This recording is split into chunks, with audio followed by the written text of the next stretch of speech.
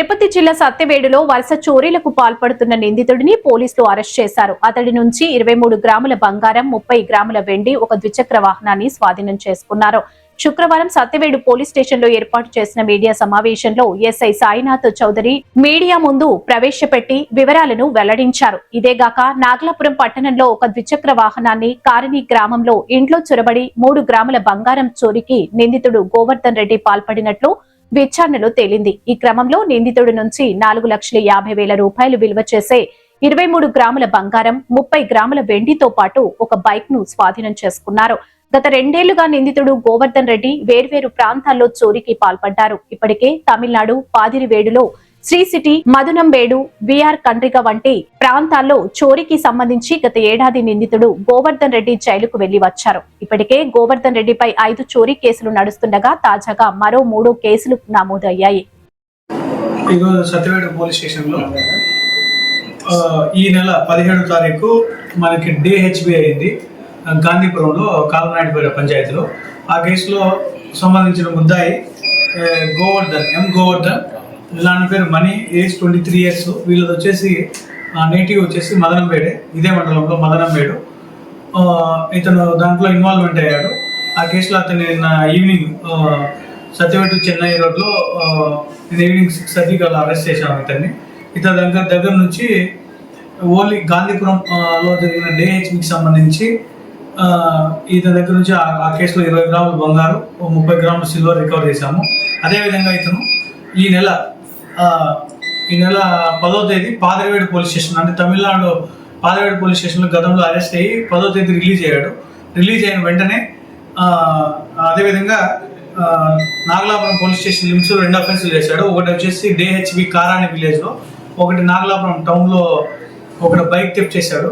అక్కడ కారాణి విలేజ్లో ఆ కేసు సంబంధించి ఒక 3 గ్రాముల బంగారు, అదేవిధంగా నాగలాపురం టౌన్లో అరెస్ట్ చేసిన థెఫ్ట్ చేసిన బైక్ ఉంది కదా, hero Honda fashion pro bike, Tamil Nadu registration ఇది. ఈ బైక్ కూడా ఇతని దగ్గర నుంచి సీజ్ చేశాము. ఈ 2 కేసులు కూడా నాగలాపురం పోలీస్ స్టేషన్లో ఆల్రెడీ కేసులు రిజిస్టర్ అయ్యాయి. వాటిని ఈ రిమాండ్ రిపోర్ట్లో పొందుపరుస్తూ ఈరోజు ఇతన్ని మనం చిత్తూరు కోర్టులో ప్రొడ్యూస్ చేస్తున్నాము. ఇతను గతంలో లాస్ట్ ఇయర్ 25లో వాళ్ళ సొంతం బాబాయ్ ఇంట్లో వాళ్ళ బాబాయ్ ఇంట్లోనే ఒక దొంగతనం చేశాడు. దాంట్లో రిమాండ్ పోయాడు.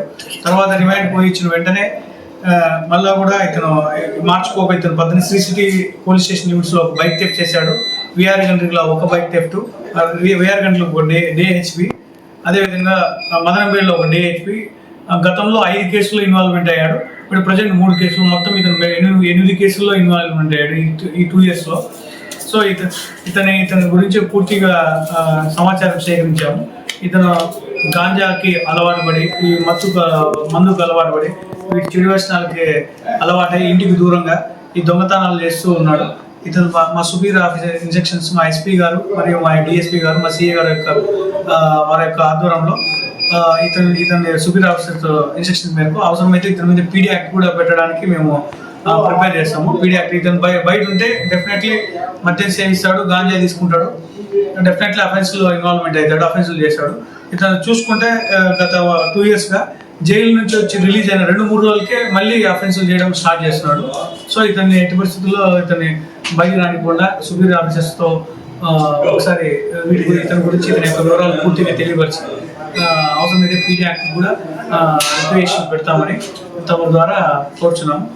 అదేవిధంగా ప్రజలు ఈ CCTVలో ఉద్యోగం చేసే చాలా మంది ఉద్యోగస్తులు డే టైం వాళ్ళ పిల్లలు స్కూల్కి వెళ్ళిపోతారు, వీళ్ళు వచ్చేసి ఉద్యోగాలకు వెళ్ళిపోతారు, ఇంటికాడ లాక్డ్ వేస్తారు. దయచేసి అందరికీ విజ్ఞప్తి ఏమనగా, పోలీసులు మేము మెయిన్ కూడల్లో సర్కిల్స్లో కెమెరాలు పెడతాం. మీరు కూడా మీ యొక్క ఇంటికి కెమెరాలు పెట్టుకోవాల్సిందిగా మా యొక్క విజ్ఞప్తి. డే టైం ఎవరైనా సస్పిషియస్గా మీ ఏరియాలో కనిపిస్తే ఇమీడియట్లీ డైల్ 112కి ఫోన్ చేసి మా పోలీస్ వారికి తెలిపితే మేము ఇమీడియట్లీ అక్కడికి వచ్చి వాళ్ళని ప్రివెంటివ్ మెజర్స్లో అరెస్ట్ చేయడము, లేకపోతే అతన్ని అక్కడ నుంచి మా ప్రివెంటివ్ మెజర్స్లో అక్కడ నుంచి మేము వెళ్ళిన వెంటనే అతను పారిపోవడం జరుగుతుంది. సో దయచేసి ప్రజలు తెలియజేస్తుందిగా కూర్చున్నాము. ఈ కేసులో లావణ్య ఎస్ఐ గారు, లావణ్య ఎస్ఐ మా స్టాఫ్ సిబ్బంది అంతా ఇతను అరెస్ట్ చేయడానికి, ప్రాపర్టీ రికవర్ చేయడానికి తమ వంతు కృషి చేశారు. దీని పట్ల ఇది DSP గారు, CA గారు ఇద్దరు కలిపి మా స్టాఫ్కి మాకు అభినందనలు కూడా తెలిపారు.